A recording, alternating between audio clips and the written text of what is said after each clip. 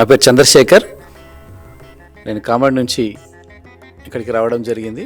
ఇంట్లో సొంత తల్లిదండ్రులనే పట్టించుకోలేని ఈ సమాజంలో, సొంత అత్తామామల్ని శ్రద్ధగా ప్రేమతో చూడలేని ఈ పరిస్థితి లోపల 2010లోనే ఆ భగవంతుని సంకల్పమే అన్నట్లుగా మానవ సేవయే మాధవ సేవ అన్నది నినాదం కాదు, అది నిజంగా సమాజంలోని అభాగ్యులకు, అనార్థులకు, దిక్కులేని వాళ్ళకి, సమాజంలో నిర్లక్ష్యానికి గురైన వారికి, ఆఖరకు మానసిక వికలాంగులను సైతం ఈరోజు అటువంటి వాళ్ళని సైతం హక్కున చేర్చుకొని మరి 2010 నుంచి ఒక ఇటుక పేర్చినట్టుగా మరి ఒక చిన్న రేకుల షెడ్డులో ఈ ప్రస్థానాన్ని ప్రారంభించి అనాథలు రోడ్లపైన ఉండడం కాదు, వాళ్ళు కూడా కనీసం బతికినన్ని రోజులైనా సరే కనీసం ఒక ప్రశాంతమైన జీవితాన్ని బతకాలని ఒక మహోన్నత సంకల్పంతో మరి శంకర్ గురూజీ గారు నిజంగా కూడా నాకు అద్భుతంగా అనిపించింది.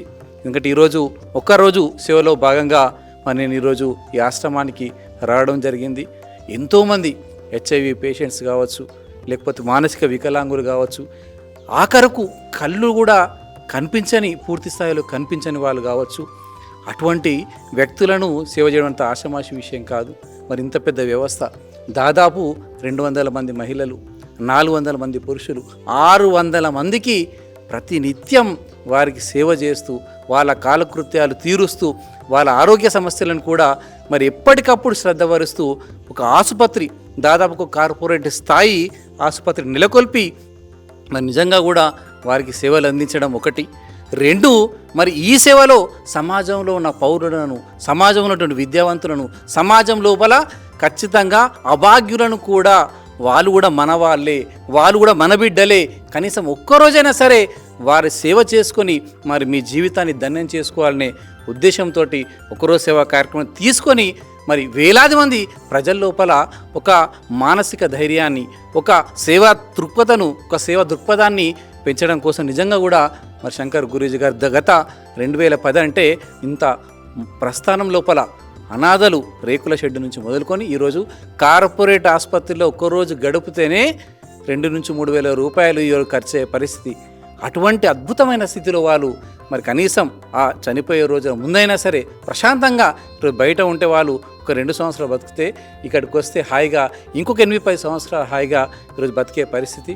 నిజంగా కూడా మరి శంకర్ గురూజీ గారు ఆ నిజమైన ఆ ఆదిశంకరుని ఆశీస్సులతోటి ఈ ప్రస్థానాన్ని ఇదే విధంగా ఇంకా కొనసాగించాలని చెప్పేసి, భవిష్యత్తులో మరింత మంది ఖచ్చితంగా మరి శంకర్ గురూజీ గారు చేస్తున్న ఈ మహాయజ్ఞానికి కూడా అందరూ కూడా సహకరించాలని చెప్పేసి మరి మన పెద్దలు ఎలాగో చెప్పారు, పన్నున్న చెట్టుకే రాళ్ళు పడతాయి అన్నట్టు.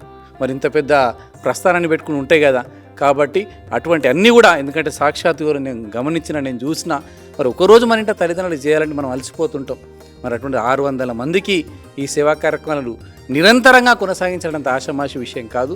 నేను అనుకుంటున్నా ఏంటంటే మరి శంకర్ గురూజీ గారికి వస్తున్న మరి పేరును తట్టుకోలేకనా, లేకపోతే ఆయన సేవను చూసి భరించలేకనా, మరి ఏందో నాకు తెలియదు, కానీ దయచేసి విశాలమైన హృదయంతో మరి శంకర్ గురూజీ గారికి మనందరం కూడా వెన్నంటి ఉండాల్సిన అవసరం ఉంది.